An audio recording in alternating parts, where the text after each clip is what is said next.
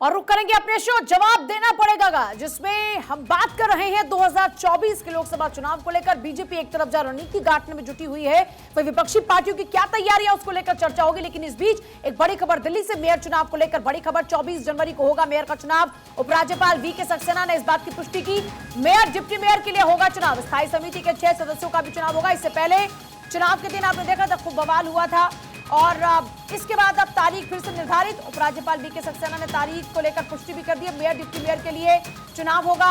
स्थायी समिति के 6 सदस्यों का भी चुनाव होगा। 24 जनवरी को होगा मेयर का चुनाव। मेयर चुनाव को लेकर बड़ी खबर इस बीच, 24 जनवरी को मेयर का चुनाव होगा। उपराज्यपाल वीके सक्सेना ने इस बात की पुष्टि की।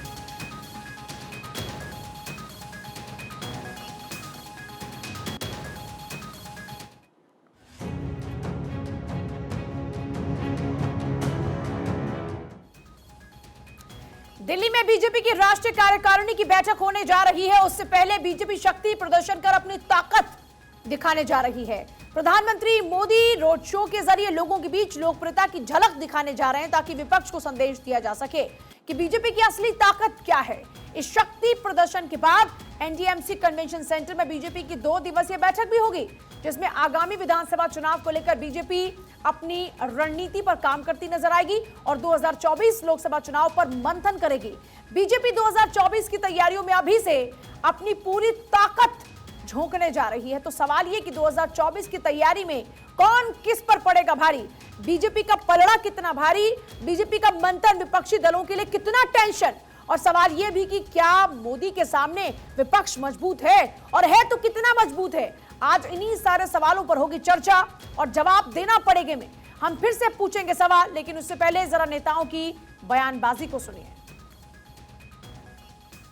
इस वर्ष सन 2023 में कर्नाटक, राजस्थान, मध्य प्रदेश, छत्तीसगढ़ सहित अन्य जिन भी राज्यों में विधानसभा के वे अगले वर्ष देश में लोकसभा के लिए होने वाले आम चुनाव में भी हमारी पार्टी बीएसपी किसी भी पार्टी के साथ कोई भी गठबंधन करके ये चुनाव नहीं लड़ेगी, बल्कि अकेले अपने बलबूते पर ही ये सभी चुनाव लड़ेगी।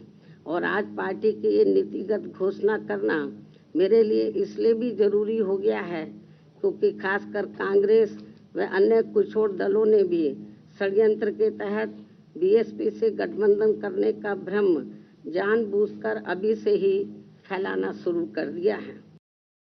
जोड़ो यात्रा एक मूवमेंट है, एक जन आंदोलन है। ये घबराए हुए हैं, भोखलाए हुए हैं। जोड़ो यात्रा एक मूवमेंट है, एक जन आंदोलन है। ये घबराए हुए हैं, भोखलाए हुए हैं। कांग्रेस कह रही है कि ये घबराए हुए हैं, बसपा कह रही है कि हम तैयार हैं, समाजवादी पार्टी कह रही है कि इस बार सुपड़ा साफ कर देंगे। विपक्षी पार्टियों का यह दावा है, और बीजेपी इस बीच मैराथन बैठक करने जा रही है। इस मैराथन बैठक में क्या क्या होगा, कौन शामिल होगा, किन मुद्दों पर चर्चा होगी, कैसी रणनीति बनाने की तैयारी है, आइए आपको जरा समझाने की कोशिश करते हैं और फिर उसके बाद जवाब देना पड़ेगा में पूछेंगे सवाल। बीजेपी के मेगा प्लान के सामने विपक्ष कितना तैयार। देखिए, राष्ट्रीय कार्यकारिणी की मैराथन बैठक होगी, पदाधिकारियों के साथ में चर्चा होगी और शाम को बैठक होगी। इस बैठक से पहले पीएम मोदी का एक मेगा रोड शो होगा, जो कि अब लगातार देखने से पहले अपने कर्नाटक में भी वो तस्वीर देखी। चुनावी राज्यों के पदाधिकारियों के साथ में चर्चा होगी और राज्यों से जुड़े नेताओं के साथ में उसके बाद बैठक होगी। कार्यकारिणी की बैठक में 350 सदस्य शामिल होंगे। इस बैठक में केंद्रीय मंत्रियों को भी बुलाया गया है। बीजेपी शासित 12 राज्यों के मुख्यमंत्री भी इसमें आमंत्रित हैं। 2023 विधानसभा, 2024 लोकसभा चुनाव पर इसी बैठक में चर्चा होगी, मंथन होगा। जातिगत जनगणना पर बनेगी रणनीति। तो आप समझ सकते हैं कि जातिगत जनगणना को लगातार लेकर विपक्षी पार्टी आगे बढ़ रहे हैं। बिहार में आपने देखा कि वहां पर हम जाति जनगणना करा रहे हैं, ऐसी तमाम तस्वीरें आप देख रहे हैं। इसको लेकर भी रणनीति बनाई जाएगी कि इसका जवाब किस तरीके से दिया जाए। तो चलिए चर्चा की शुरुआत करते हैं। बहुत ही खास पैनल हमारे साथ में इस वक्त मौजूद है। आलोक पथ से नेता बीजेपी, नीरज मिश्रा प्रवक्ता कांग्रेस, सुनील कौशिक हमारे साथ में वरिष्ठ पत्रकार, और प्रेम कुमार वरिष्ठ पत्रकार इस वक्त मौजूद है हमारे साथ में। सुनील कौशिक जल्दी हमारे साथ में जुड़ेंगे। मनीष कुमार गुप्ता भी जल्दी हमारे साथ में इस वक्त जुड़ेंगे। प्रोफेसर भुवन भास्कर जोशी प्रवक्ता समाजवादी पार्टी इस वक्त हमारे साथ में। सभी का स्वागत है। तो चलिए चर्चा की हम शुरुआत करते हैं। बीजेपी के साथ ही आज की इस चर्चा का आगाज कर लेते हैं। आलोक भट्ट साहब, बहुत मजबूती के साथ चुनाव में उतरने की तैयारी कर रहे हैं। 9 से 10 राज्यों को लेकर इस बार चुनाव है और उसके बाद 2024 की रणनीति पर आप काम कर रहे हैं, लेकिन विपक्ष कह रहा है कि आप घबराए हुए हैं। ये कौन विपक्ष कह रहा है कि हम घबराए हुए हैं? कांग्रेस ने कहा, जयराम रमेश आज ही कह रहे थे कि आप भारत जोड़ो यात्रा से घबराए हैं। ऐसा है, अगर वो समझते हैं कि हम घबराए हुए हैं, तो वो क्यों दूसरे दलों को न्योता दे रहे हैं कि भाई हम कमजोर हैं, आ जाओ मेरे साथ मजबूती प्रदान करो। हम तो किसी के पास नहीं जा रहे हैं कहने की हमारे साथ आ जाओ, हम कमजोर हैं। ये तो बार बार प्रदर्शन कर रहे हैं, कभी न्योता देते हैं इस दल को, कभी उस दल को। मैं दलों का नाम नहीं लेना चाहता हूं। तो जो कमजोर है वो ना किसी को बुला के अपना शक्ति बढ़ाएगा। हम तो किसी के पास नहीं जा रहे कि प्लीज मेरे साथ आ जाइए। हम तो जनता से कनेक्टेड हैं, और हम जहां जहां भी राज्यों में चुनाव हुए हैं, वहां एक्सेप्ट हिमाचल, जहां 0.9% से इनके लोक लुभावने वादों से हम नीचे हो गए, नहीं तो और सब जगह हमारा वोट बैंक बढ़ा है। इवन दिल्ली में 104 सीट के साथ एमसीडी में हमारा वोट प्रतिशत बढ़ा है। तो हमारे वोट बैंक में कहीं से कोई दिक्कत नहीं है। और अगर मेरा वोट बैंक इंटैक्ट है तो 303 तो हमारा आंकड़ा वैसे ही है। और जिस तरीके से कवायद हो रही है प्रधानमंत्री नरेंद्र मोदी के द्वारा और हमारे अन्य नेताओं के द्वारा और हमारी जो हमारा वर्कर फौज है उसके द्वारा, तो 350 का हमारा टारगेट है। हम उसके आसपास जाके दम भरेंगे और कहीं कोई दिक्कत नहीं है। आने वाले जो 10 राज्यों में चुनाव है उसमें हम हर जगह विजय प्राप्त करेंगे, कहीं कोई संशय नहीं है। हमारी कनेक्टिविटी पीपल से है। ये लोग कनेक्टिविटी करना चाह रहे हैं विभिन्न दलों से। आज की डेट में 6-6, 7-7 प्राइम मिनिस्टर के दावेदार हैं। कोई किसी से कम अपने को नहीं आंक रहा है। लेकिन ढाक के 3 पात कहावत है, दिल्ली बंदर के लड़ाई में बिल्ली को फायदा। ये तो वैसे ही लड़ के हमारे लिए फायदेमंद चीजें कर रहे हैं। अच्छा। हम इंटैक्ट हैं, हमारा कहीं से टूट नहीं है, न टूटन है, न हमारे यहाँ से कोई छोड़ के जा रहा है, न हमारे यहाँ से किसी तरीके की कोई इस तरीके की हरकत है। तो हम तो निश्चिंत हैं और हम डायरेक्ट लोगों से कनेक्टेड हैं। हमें प्रधानमंत्री की नीतियों पर भरोसा है। हाँ। देश को भरोसा है और हम उसी के दम पर अगला 2000। चलिए ठीक है, हमारा लगातार कार्यक्रम जारी है, जवाब देना पड़ेगा। आलोक वत्स ने कहा कि हमें तो पूरा कॉन्फिडेंस है, जो डूब रहे हैं उन्हीं को तिनकों का सहारा है। नीरज मिश्रा जी, आप ही लोग हैं कॉन्फिडेंस में नहीं है, आप ही लोग कमजोर हैं, इसीलिए आप दूसरों का हाथ मांग रहे हैं, हाथ से हाथ जोड़ने के लिए। पूजा जी, सबसे पहले तो मैं ये आपके समक्ष रखना चाहूंगा कि देश में संविधान की इज्जत भाजपा तो नहीं करती थी, लेकिन शायद अब मीडिया ने करनी भी छोड़ दी है। इसीलिए ये जो मोदी वर्सेस हु का नैरेटिव जो देश के संविधान के खिलाफ है, क्योंकि हम प्रेसिडेंशियल डेमोक्रेसी नहीं है, वो नैरेटिव आपके जैसे मीडिया चैनल्स चला रहे हैं, तो इस पे तो घोर आपत्ति है। लेकिन जो बिछड़ने की बात कही, तो 28 घटक दल अभी तक भाजपा का साथ छोड़ चुके हैं।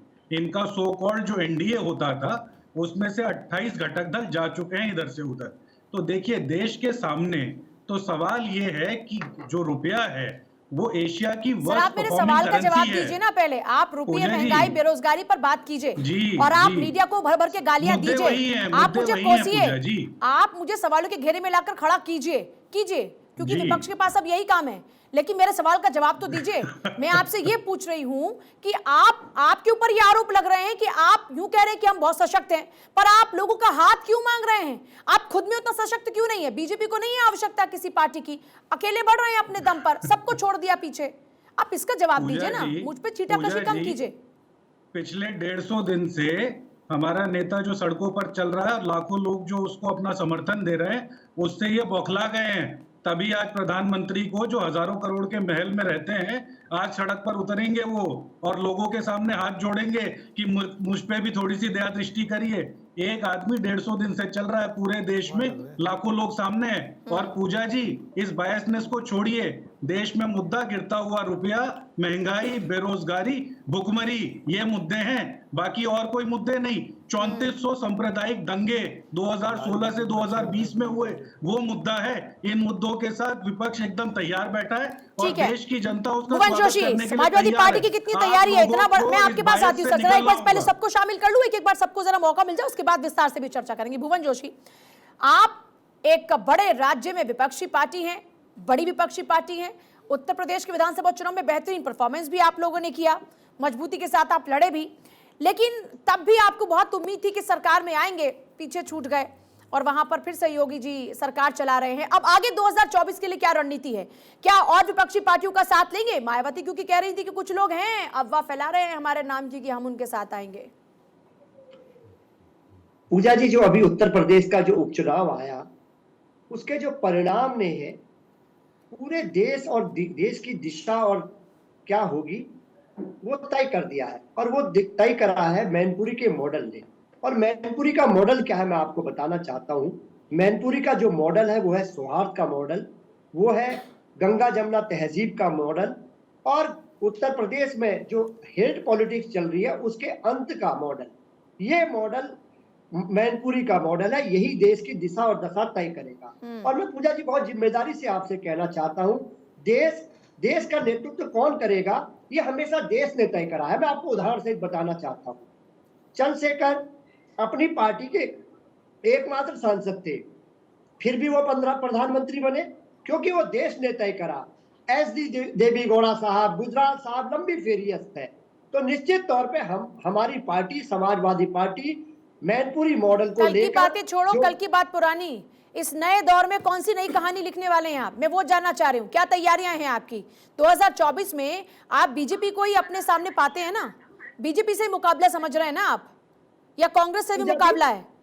पूजा जी, उत्तर प्रदेश की जनता ने तय कर दिया, चाहे 22 के चुनाव को ले लीजिए, उपचुनाव के रिजल्ट को ले लीजिए, उत्तर प्रदेश के जनमानस ने तय कर दिया है कि भारतीय जनता पार्टी की नफरत की राजनीति का अंत अगर तो कोई कर मैनपुरी सकता का है, चुनाव तो जीतने के बाद और कौन सी रणनीतियों पर काम कर रहे हैं अखिलेश यादव? कितना सड़कों पर उतरे? मैनपुरी के चुनाव में तो घर घर जाकर वोट मांगना पड़ा। अब आगे आने वाले चुनाव के लिए क्या तैयारियां चल रही हैं? पूजा जी, कोई भी पॉलिटिकल पार्टी है, सेना है, उसका जो कार्यकर्ता होता है या सैनिक होता है वो उसकी रीढ़ की हड्डी होती है। सबसे बड़ा काम अगर कोई देश में कर रहा है तो केवल हमारे नेता माननीय अखिलेश यादव जी कर रहे हैं। वो कार्यकर्ताओं के पास जाकर मिलने का काम कर रहे हैं, जो बूस्टअप पहले से ही है कार्यकर्ता। मैनपुरी के चुनाव के बाद, खतौली के चुनाव के बाद आज वो कार्यकर्ता बिल्कुल मजबूती से खड़ा हो गया है। और देश और प्रदेश में मैसेज है कि उत्तर प्रदेश में अगर भारतीय जनता पार्टी का सफाया कर सकता है तो एक दो नेताओं से जेल में जाकर मिल लिए, एक दो नेताओं के लिए पुलिस स्टेशन पहुंच गए और वहां पर धरना दे दिया। क्या इससे समाजवादी पार्टी की राजनीति बनने वाली है? क्या राजनीतिक महत्वाकांक्षाएं उससे पूरी होने वाली है, या फिर कोई ठोस रणनीति भी है?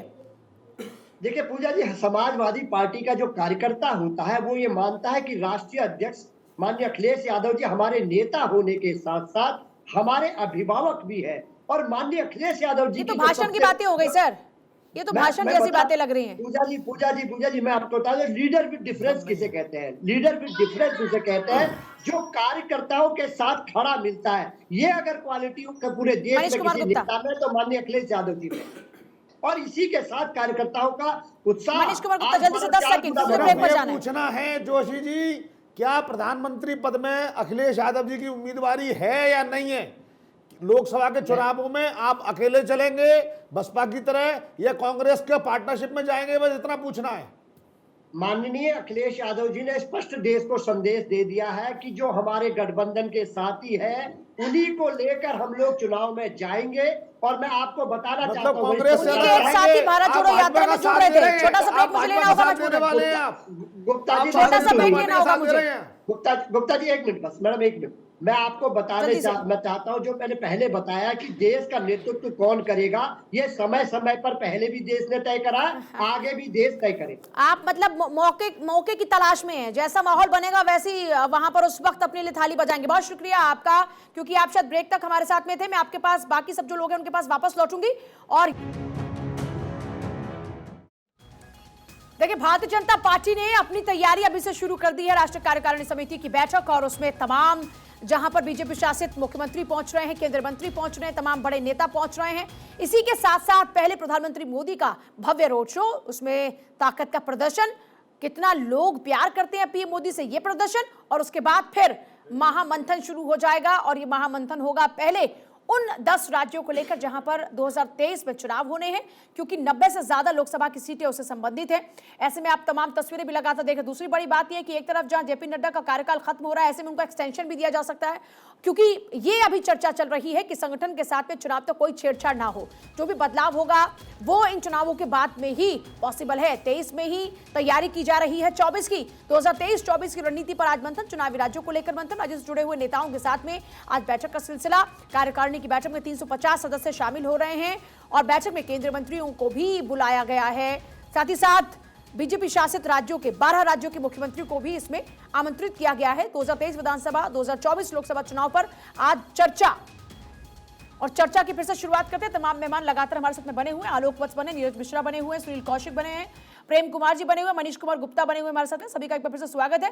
प्रेम कुमार जी, बड़ा सवाल यह कि 2024 की रणनीति पर काम हो रहा है, अभी से काम हो रहा है। दूसरी बात यह है कि अभी फिलहाल जो सीधी नजर है वो 90 से ज्यादा उन लोकसभा सीटों पर है जो इन्हीं राज्यों से संबंधित है। हाँ पूजा जी, देखिए 2024 की तैयारी में तो सारे दल लगे हैं, चाहे क्षेत्रीय दल हो चाहे राष्ट्रीय दल हो। गठबंधन की तैयारी भी उसी जोर शोर से है। फर्क ये है, जो देखने वाली बात है, जैसे भारतीय जनता पार्टी की आज से जो बैठक हो रही है उसमें भी उस पर ही चर्चा होगी। तो उनके पास ये सबसे बड़ी चुनौती ये है कि 2019 के समय जो साथी थे, जो स्थितियां उनके अनुकूल थी, क्या वो स्थितियां आज भी उनके अनुकूल हैं? क्या वो साथी आज भी उनके साथ हैं? कैसे उनको जोड़ा जाए, कैसे उनको कुनबा बड़ा किया जाए? आज आप देख सकते हैं अकाली दल उनसे दूर है, नीतीश कुमार की पार्टी जेडीयू उनसे दूर है, लोक जनशक्ति पार्टी में टूट हो चुकी है, उद्धव ठाकरे वाली शिवसेना जो है वो 2 हिस्सों में बंट करके एक हिस्सा उनके साथ जरूर है। तो वो एकमुश्त वाला जो सहयोग था, समर्थन था, वो उनके पास में नहीं है। ये स्थितियां बदली हुई हैं जो उनके लिए चुनौती है कि कैसे जोड़े। चलिए ठीक है प्रेम जी, मैं आप सभी के पास वापस लौट रही हूं और अपनी चर्चा पर फिर से वापस लौट रहे हैं और बात एक बार फिर से हो रही है 2024 की तैयारी को लेकर कि 2023 में 2024 की रणनीति बनाई जा रही है, लेकिन विपक्ष कितना तैयार है? सुनील कौशिक जी, बड़ा सवाल यह है कि भारत जोड़ो यात्रा, जातीय जनगणना, समाजवादी पार्टी की अपनी स्ट्रैटेजी, ये कह रहे हैं कि साहब अभी देखिए उपचुनाव में कैसे सबक सिखाया हमने, हमारी एकजुटता, परिवार की एकजुटता बीजेपी के सामने एक बड़ी चुनौती है, हम जोड़ने का काम कर रहे हैं। राहुल गांधी भी जोड़ने की बात कर रहे हैं। ये देखो, अभी पूजा जी, प्रेम जी कह रहे थे कितने घटक दल जो उनके साथ थे 2019 में वो नहीं रहे, 2014 की अपेक्षा 2019 में नहीं रहे। बिल्कुल सच कह रहे हैं आप लोग। लेकिन रिजल्ट क्या आया आप देखिए ना। उत्तर प्रदेश सहित कई राज्यों के चुनाव हुए, उसके बाद चुनाव हुए, क्या बीजेपी हारी? क्या उत्तर प्रदेश में आप हरा पाए? जब आपने देखा कि पश्चिम बंगाल में ममता बनर्जी पूर्ण बहुमत की सरकार बनाती हैं तो लगता था कि ममता बनर्जी प्रधानमंत्री का चेहरा हो सकते हैं। कई दौरे उन्होंने उस समय किए दिल्ली के, लग रहा था कि एक तीसरा फ्रंट तैयार ममता बनर्जी के नेतृत्व में हो सकता है। वो देखा 2-3 महीने में टाटा फेस हो गया। फिर आपने महाराष्ट्र में देखा होगा कि महाराष्ट्र में बिना बीजेपी की सरकार बनती है और लगा पूरे देश के में विपक्ष में बैठे हुए राजनीतिक दलों को कि नहीं, अब यहाँ से शुरुआत हो सकती है, अब यहाँ से बीजेपी को कहीं ना कहीं से टक्कर मिलेगी। क्या हुआ वहाँ पे? अब नीतीश जी को आप देख रहे हैं कि नीतीश जी जब बीजेपी से अलग हुए तब शुरू के आप 15-20 दिन देख लीजिए कि नीतीश जी प्रधानमंत्री का चेहरा हो सकते हैं। फिर क्या हुआ उसका? जब तक विपक्ष में बैठे हुए राजनीतिक दलों के पास कोई ऐसा रोड मैप तैयार नहीं होगा जिससे जनता कनेक्ट करे, विश्वास करे, भरोसा करे। मुद्दे हैं देश में, इसमें कोई दो राय नहीं है, पर उनका समाधान क्या विपक्ष में बैठे हुए राजनीतिक दलों के पास है कि नहीं? यात्रा से क्या होगा? यात्रा करने के बाद आप देखेंगे उत्तर प्रदेश की सीमा में जब घुसे तब क्या हुआ? कितने राजनीतिक दल साथ में आ गए और जो भी क्षेत्रीय दल हैं उनको लगता है कि हम कांग्रेस के नेतृत्व में चुनाव क्यों लड़ें, हमारा जो वोट बैंक है हम कांग्रेस को क्यों देंगे। उत्तर प्रदेश की हम बात करेंगे तो 14% मुस्लिम वोट मिला, समाजवादी पार्टी को 70% के आसपास मुस्लिम वोट मिला। क्यों चाहेगी समाजवादी पार्टी कांग्रेस उत्तर प्रदेश में मजबूत हो? कौन चाहेगी कांग्रेस कि राजस्थान और मध्य प्रदेश की स्थिति में जो कांग्रेस की भूमिका रही वो दोबारा रिपीट हो? वोट बैंक भी तो सेम है। नहीं, वही मैं कह रहा हूं ना, जब कांग्रेस खत्म हुई तब क्षेत्रीय दलों का उदय हुआ। और बीजेपी भी आप देखिए, बीजेपी को अभी रणनीति आप देखिए, वो भी नहीं चाहती कि जिन क्षेत्रीय दलों के साथ उसका गठबंधन होता है वो बहुत ज्यादा पनपे, नहीं तो क्या आप ये कह रहे हैं कि कांग्रेस अपने आप में उतनी सक्षम नहीं है कि वो अकेले चुनाव लड़े और बीजेपी को चुनौती दे पाए? नहीं, दिक्कत ये आएगी कि जिन क्षेत्रीय दलों की जहां सरकारें हैं जिन प्रदेशों में, कांग्रेस उनसे कैसे लड़ेगी? नीरज मिश्रा। पूजा जी, ये स्टूडियो में बैठकर तो डिसाइड नहीं होगा ना कि कांग्रेस कितनी मजबूत है कमजोर है। हम तो बार बार आपको समझा रहे हैं देश के जो मुद्दे हैं, जो आम जनता को इफेक्ट करते हैं, आपकी जेब पर चोट करते हैं, उन मुद्दों के सामने ये जो भ्रष्टाचारी सरकार सामने है, जिसने देश का माहौल खराब किया हुआ है, इसको तो जाना ही पड़ेगा। और स्टूडियो में बैठकर जो गुब्बारों के शिगुफे उड़ाते हैं ना कि ये आज प्रधानमंत्री बनेंगे, वो कल बनेंगे, वो गुब्बारे मीडिया उड़ाते रहे। नीरज जी, आज हिमाचल देश में नीरज जी एक सवाल का जवाब दे दीजिए। नीरज जी एक सवाल का जवाब दे दीजिए। जब से आपकी हिमाचल में सरकार आए, पेट्रोल पे 3 रुपए क्यों बढ़ा दिए? महंगाई आपका मुद्दा है तो? भाई साहब, महंगाई हमारा मुद्दा है ना। केंद्र सरकार को बोलिए सेंट्रल एक्साइज अरे हम केंद्र सरकार को क्या बोले? हम तो बोलने वाले होते हैं। अरे पेट्रोल पर चलने वाली सरकार, पेट्रोल की दलाली खाने वाली सरकार, और उसके एक सेकंड, ये मुद्दे तो लगातार पिछले 7-8 सालों से हैं। आपने बार बार इन मुद्दों को उठाया, लेकिन कांग्रेस कहां जीती? नीरज मिश्रा जी, दूसरों के ऊपर छीटाकशी कर देना, उनके ऊपर आरोप लगा देना, ये बहुत आसान काम है। एक सेकंड सर, एक सेकंड। नीरज मिश्रा, दूसरों के दामन को नापाक कह देना बड़ा आसान है। पहले खुद के गिरेबान में झांक लेना चाहिए। इतने मुद्दे उठाकर कितनी जगह पर जीते आप? तो पार्टी के प्रवक्ताओं को आप मुझे ये बताइए कि 2014 के मुकाबले 2019 में आपकी क्या परफॉर्मेंस रही, और उसके बाद आपकी क्या परफॉर्मेंस है?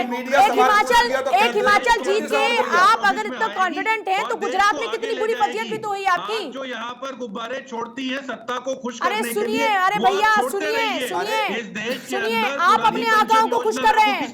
आप मत बताइए मुझे, आप भी अपने आकाओं को खुश कर रहे हैं, मुझे लगता है बैठकर, क्योंकि हकीकत तो आप भी जानते हैं पार्टी की, लेकिन आपको अपने आकाओं को खुश करना है। आपको अपने आकाओं को खुश करना है, आपकी मजबूरी है ये बातें बोलना। अरे आपको शर्म आनी चाहिए। मुद्दों पर बात कीजिए ना, आप आंकड़ों पर बात कीजिए। मैं तथ्यों पर आपसे बात कर रही हूँ, आप बेफालतू की बातें कर रहे हैं। सर मेरे यहाँ पर मेरे ऊपर आरोप लगा देने से आप नहीं जीत जाएंगे। मेरे ऊपर आरोप लगा देने से आप नहीं जीत जाएंगे। आपने ये पैटर्न पकड़ लिया है, आपने ये पैटर्न पकड़ लिया है।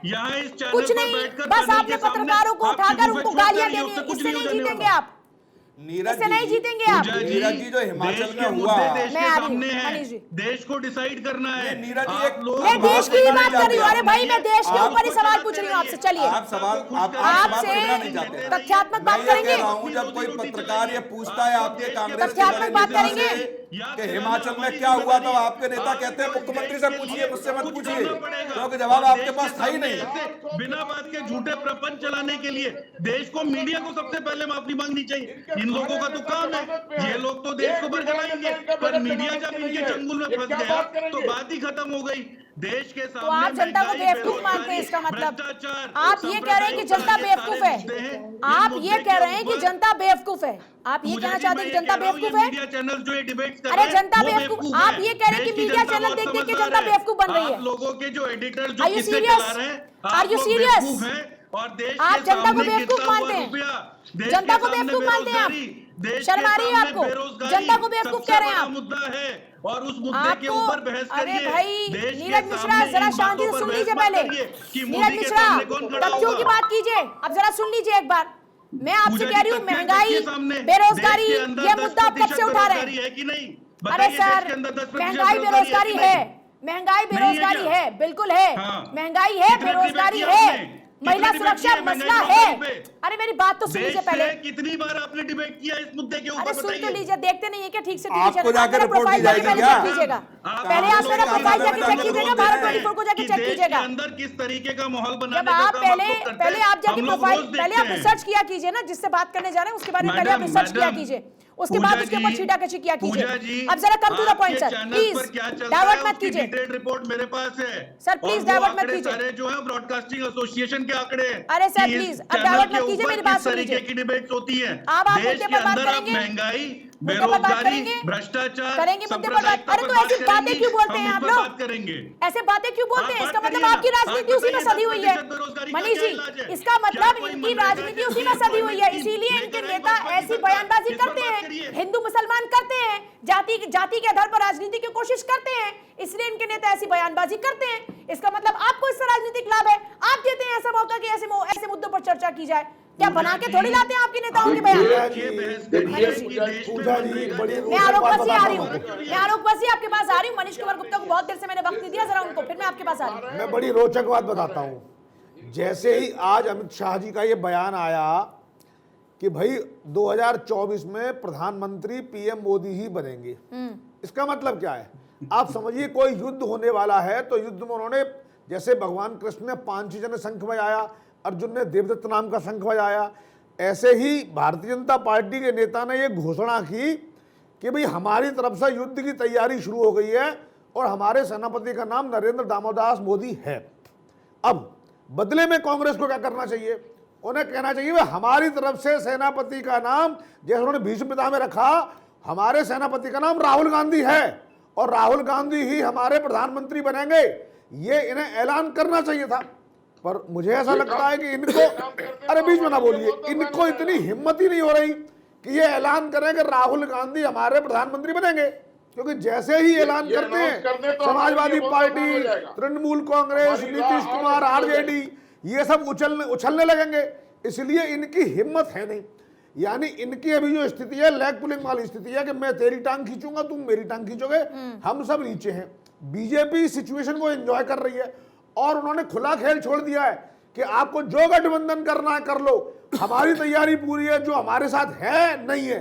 28 दल चले गए, 35 दल चले गए, बीजेपी कह रही है हमारी तरफ से प्रधानमंत्री पद के उम्मीदवार मोदी जी हैं और वही जीतेंगे और बनेंगे। आप ऐलान करिए, बात खत्म करिए, पर आप इधर की उधर की भारत जोड़ो यात्रा सब ये छोड़ दीजिए। बस ये बताइए, लेकिन क्या भारत जोड़ो यात्रा से कोई डर नहीं है? क्या भारत जोड़ो यात्रा से कांग्रेस को मजबूती नहीं मिली?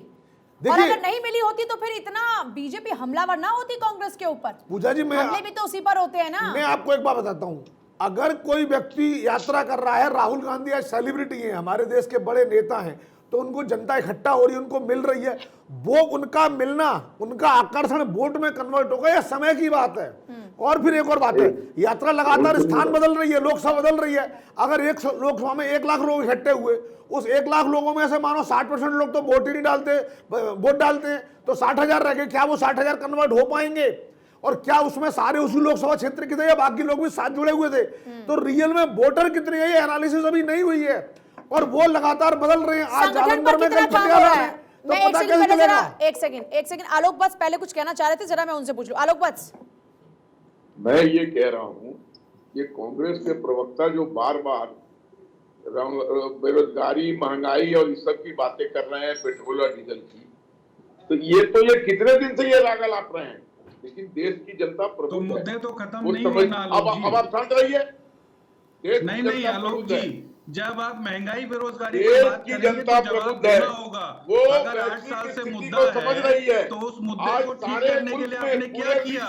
आज जब डबल डिजिट में है, पेट्रोल के टैक्स, जब महंगाई डबल डिजिट में है, तो नरेंद्र मोदी ने अपने नेतृत्व में 7% पे बांध के रखा हुआ है। नहीं है, तो इस पर बात होनी बहुत जरूरी है। आलोक जी, आप बताइएगा, आप बात कीजिए ना, आपके सारे नेता जेल पे हैं। देखिए नीरज जी, सारी बात यह है कि महंगाई, बेरोजगारी, महिला सुरक्षा सारे विषय हैं। इन्हीं विषयों के नाम पर आपको सत्ता से बेदखल किया था भारतीय जनता पार्टी ने। याद है ना आपको 2014 का वो चुनाव? इन्हीं मसलों को लेकर आपको सत्ता से बेदखल किया, लेकिन आप भी इन्हीं मसलों पर सीख रहे हैं। जनता आप पर एतबार अगर नहीं कर रही है तो आपको नहीं लगता कि पार्टी को सोचना चाहिए इस पर? आप यूपी में जाते हैं, लड़की हूं, लड़ सकती हूं, उसके बाद आप कितनी सीट लेकर आते हैं विधानसभा की? मात्र 2। मैं यूपी का करंट एग्जांपल आपको दे रही हूं। फिर आप अगर गुजरात में आप चुनाव लड़ते हैं, वहां पर आप एक राज्य आप जीतते हैं, लेकिन एक राज्य में आप बुरी तरीके से हार जाते हैं। इस पर आप मंथन कब, संगठन पर काम कब? पूजा जी मैं जवाब दे देता हूँ। जहां हम चुनाव जीते हैं ना, वहां हमने पुरानी पेंशन योजना लागू कर दी, 500 रुपए का सिलेंडर देना शुरू कर दिया और 3000 स्कूल बनाने का काम आज चालू हो गया। और 3 रुपए डीजल बढ़ा दिया, उद्योगपति को 3 रुपए डीजल बढ़ा दिया, ये भूल जाते हो भाई। महंगाई बढ़ानी चाहिए। अरे डीजल में 3 रुपए बढ़ाकर आपने ट्रांसपोर्टेशन बढ़ा दिया, आपने महंगाई का एक और चक्कर घुमा दिया। महंगाई बढ़ेगी और आपको ये सब बेनिफिट फेल है। लग रहा है ना कि हिमाचल सरकार ने 3 रुपए बढ़ाए, केंद्र सरकार के खिलाफ बोलो। जल्दी से प्रेम जी, इन लोगों ने जो बड़ी बात ये है कि अभी अपनी स्ट्रैटेजी पर कोई काम करता नजर नहीं आ रहा, या फिर ये अंदर खाने स्ट्रैटेजी अभी चल रही है। रीजनल पार्टीज का क्योंकि बहुत इंपॉर्टेंट रोल होने जा रहा है। ये तो तय है कि रीजनल पार्टीज, चाहे नीतीश कुमार आ जाएं, अगर ये प्रधानमंत्री के लिए दावेदार बनते भी हैं तो इधर नीतीश हैं, इधर राहुल हैं, उधर बैठी हैं ममता बनर्जी, अब अखिलेश के प्रवक्ता भी दावेदारी करके गए। देखिए, प्रधानमंत्री के रूप में चेहरा रखने का एक मजबूत पक्ष बीजेपी के पास है, लेकिन हमें ये नहीं भूलना चाहिए कि प्रधानमंत्री का चेहरा बीजेपी ने पहले भी लाल कृष्ण आडवाणी जी को बनाया था, लेकिन वो पीएम इन वेटिंग ही रह गए, बन नहीं पाए। ये भी है, तो जरूरी नहीं कि हर बार इलेक्शन प्रधानमंत्री के चेहरे पर ही लड़े और दूसरी पार्टियों को बाध्य किया जाए कि वो क्यों लेकर नहीं आ रही है। कोई इश्यू ही नहीं होना चाहिए। लेकिन हम ये बात कह रहे हैं कि बीजेपी की जो स्थिति 2019 में थी, अब थी, उसमें जो फर्क आया है वो ये है कि बीजेपी के हाथ से स्टेट्स निकले हैं, और जहां बीजेपी सत्ता में आई है, गुजरात और दिल्ली को छोड़ करके हर जगह उनके वोट्स भी घटे हैं, सीट्स भी घटी हैं। तो ये बीजेपी के लिए बड़ी चिंता का सबब है आने वाले चुनाव के लिए 2024। चलिए ठीक है, बहुत शुक्रिया सभी का चर्चा में शामिल होने के लिए। आने वाले वक्त में जनता ने तय करना है, जनता जनार्दन ने तय करेगी कि उनका अगली बार कौन वो नेता होगा जो उनका ख्याल रखेगा, उनके लिए काम करेगा, उनके लिए सरकार चलाएगा। लेकिन इससे पहले तमाम पार्टियों की तरफ से अपनी अपनी ओर से जोर आजमाइश की जा रही है, लेकिन नेताओं की ये बयानबाजियां विपक्षी पार्टियों में खासतौर पर बार बार सोचने पर मजबूर कर देती हैं कि पहले खुद हिंदुओं को ही बांटने की बात करते हैं, हिंदुओं के खिलाफ बयानबाजी देते हैं, जब मीडिया सवाल उठाए तो फिर ये कहते हैं कि आप टिके हुए हैं। ऐसे नेताओं को भी सोचने की आवश्यकता है। मौका ना दीजिए, मुद्दों की बात कीजिए, जवाब तो देना ही पड़ेगा।